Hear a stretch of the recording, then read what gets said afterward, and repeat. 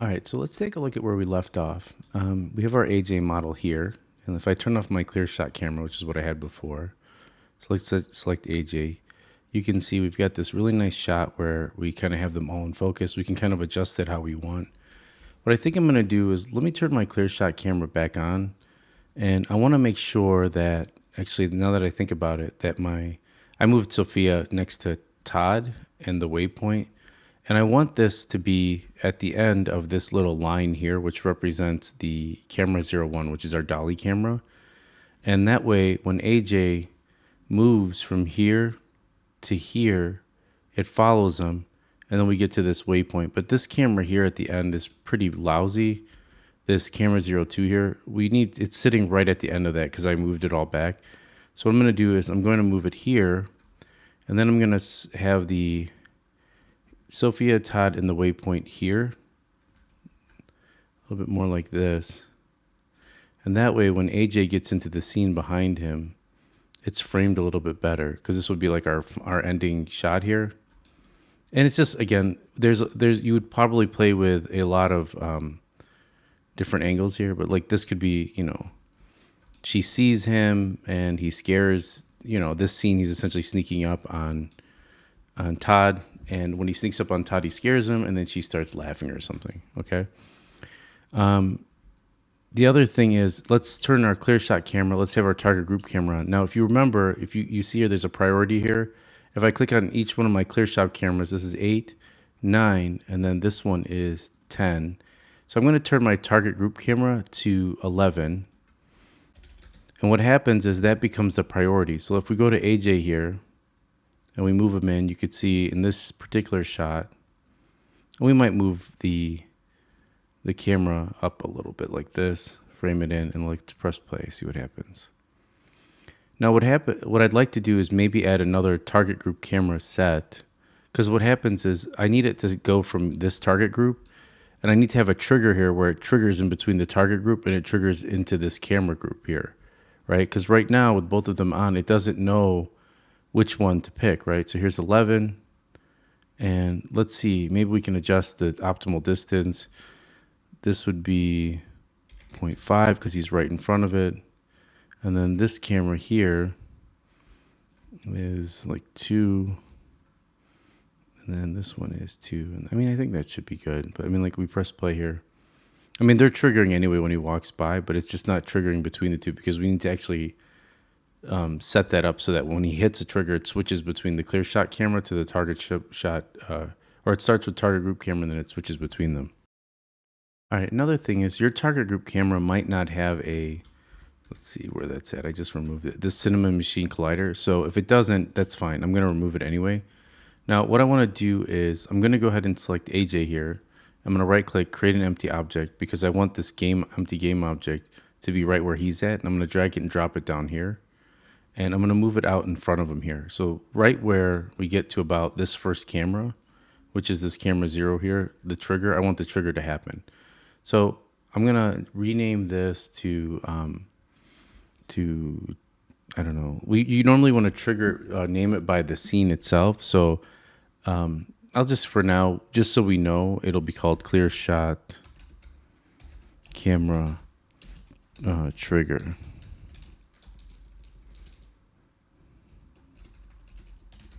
And then I'm going to go ahead and add a box collider to this.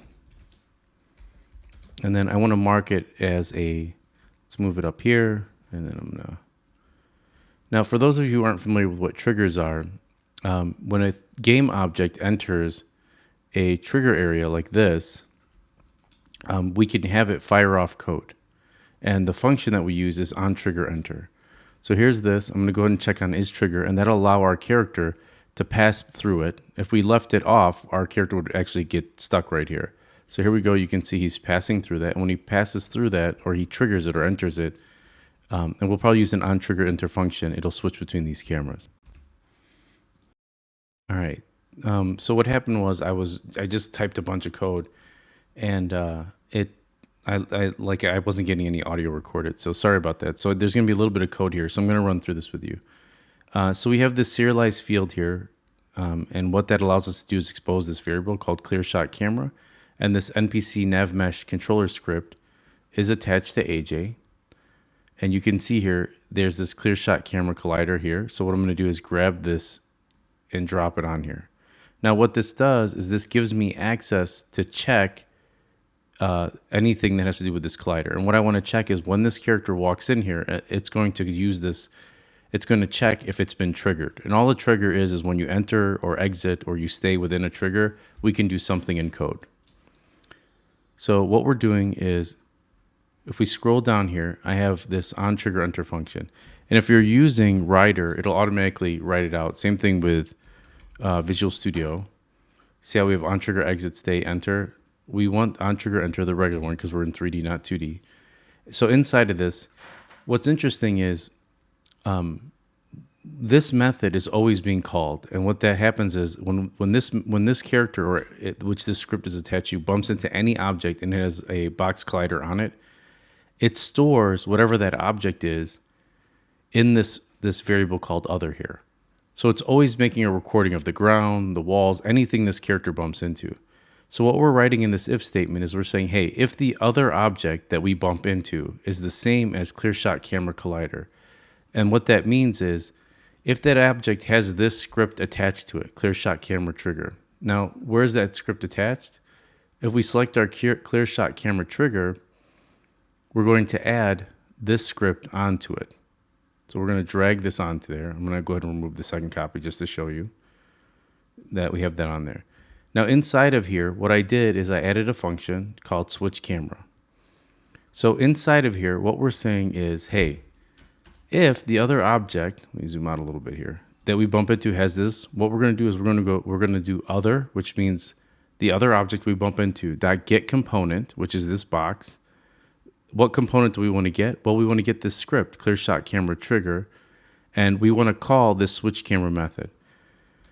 So if we go back here, you'll notice I haven't typed any code yet because, again, I noticed at the last minute that my audio wasn't recording at the right time, or it was recording funny. But anyway, so I'm re-recording this now. So let's go ahead and write out this switch camera. So what we do is we turn one camera off, which really is just this, right? We're going to leave clear shot camera, this system here, we want to turn that on, and we want to turn this target group system off. So we're switching between these. Now, one other thing that we need to do, let's go back here really quickly, is I'm going to go to this up to the top here. I'm going to hit Control D to duplicate this required component. Now, the reason for this is triggers don't work without a rigid body. So required component type of navmesh agent, I'm going to just start typing out rigid body here, and I'm going to save that. And now what will happen is notice that my model AJ here, if I select him, if I forget to add a rigid body, which I don't have on there, and I press play, it'll automatically add that component on there, which is kind of nice. But what I'm going to do is I'm going to uncheck play. Now you could see it added it, which was really nice, and it keeps it on there. Now we don't have to use gravity, but we'll leave this on. We'll leave gravity on because it's not really affecting it. But if you have boxes and stuff in your scene, your character is going to trip over it. So you might want to turn off use gravity, or remember we have these constraints here where we can freeze the rotation. We've kind of talked about that in the past. All right, let's go back to our scripts. All right, I'm also going to hit Control C at the end here and just copy that line. And then up here, I'm going to require, it says type of, and I want to require collider. And what this will do is this will make sure that there's a collider on this object. Remember, this is attached. Sorry if I'm being redundant. There's a lot of first timers here, so I want to make sure that I'm super explicit. I want to make sure that this trigger has this collider on there. I wonder, let's go back. I wonder if I can make it, because of this guy, I can require a box collider. Let me see. Yeah, box collider. Let's get rid of this collider here. There we go. No, I think, yeah, that worked. Okay, cool. I never did that one before. All right, now I'm going to go ahead and duplicate this using Unity Engine here. I'm going to use .events, and what this will do is events are like an event is like something that happens in the scene that it's going to be looking out for. So it could be the trigger enter or whatever, and this takes a little bit less code than you normally would if you're using events. All right, so this, let's go ahead and add a public Unity event, and I'll explain more of this in a second. And so this is just a We're going to call this start. I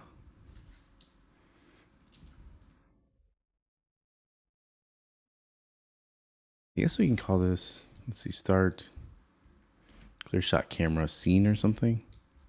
Normally you would name this after a scene. Like if we had, like an actual, like there, he walks up, it's like start scare scene or something, which we could go back and do later. But for now, I'm making this pretty generic, just so in case you want to repurpose this for your own artwork or your own scenes.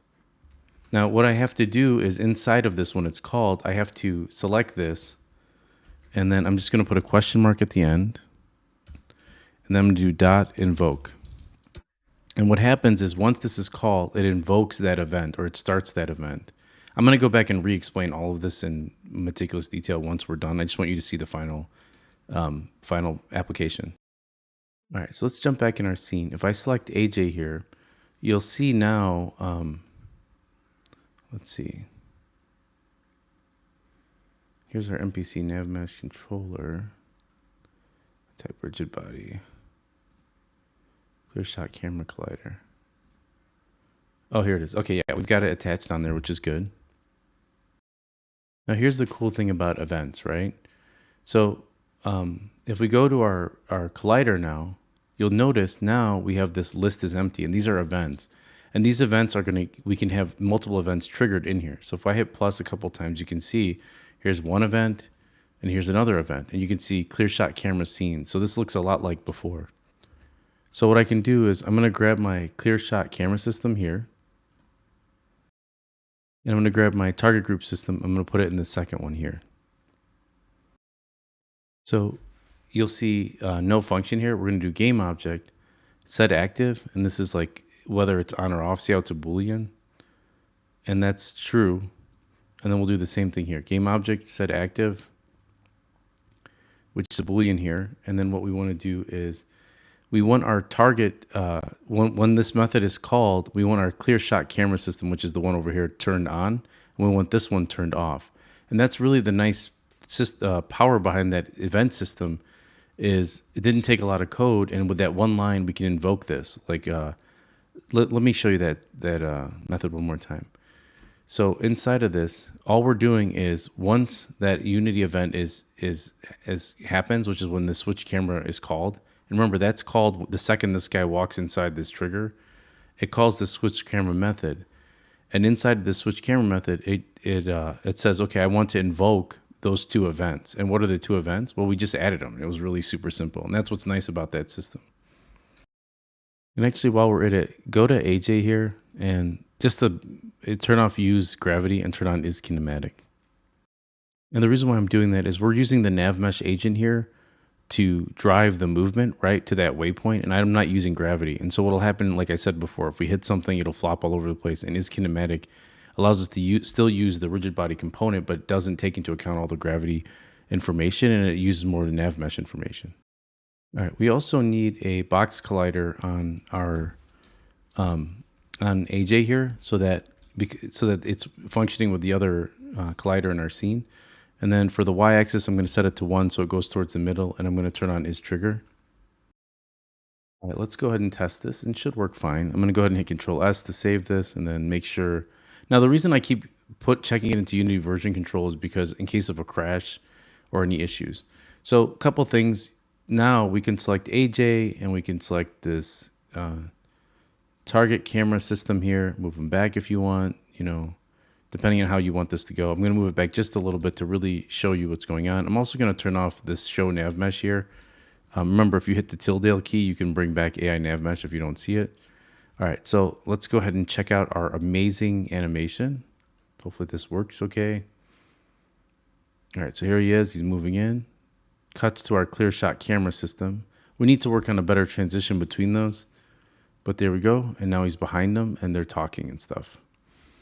I want to just check really quick when it cuts between those. Here's camera 0. You know what? I think this lesson's getting a little bit long as it is. We'll figure out how to create a bit of a smoother transition between this target group system, which I think, let's see, standby update round robin. I'll have to look into the thing between it to make it a little bit smoother, and then we'll get back to that.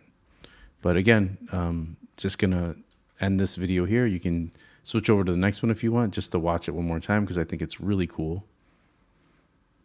So you can see it moves. Boom, it cuts to that. You know what it is? It's this camera is rotating there a little bit too quickly. Anyway, I hope you enjoyed that. We're building some really advanced camera systems here. We're getting there. We're getting there with our, we're getting there with our really cool scene.